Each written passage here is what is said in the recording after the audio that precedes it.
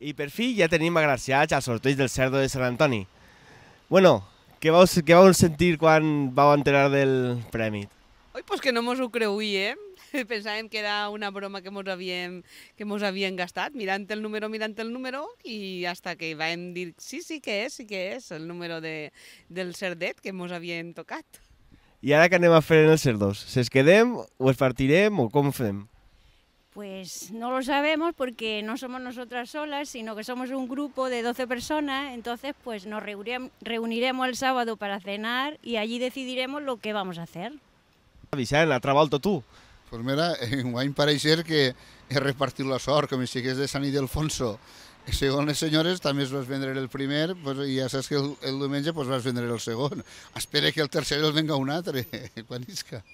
Quan van a donar-se els cerdos?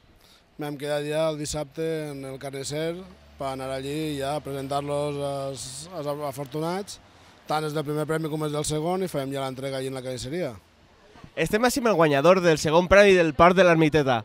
Hola, com ha sigut això?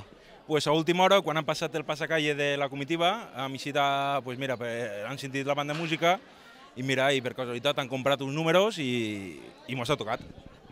Així n'ha sigut. A qui li l'has comprat? Pues al fester major, a Vicent. Fester major, a més de ser un gran fester, repartint sort. Era ja el que em faltava per fer la festa completa.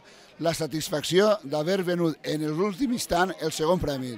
I damunt a un gran amic, el conec, i bueno, molt content. Això ha fet la meva festa redona.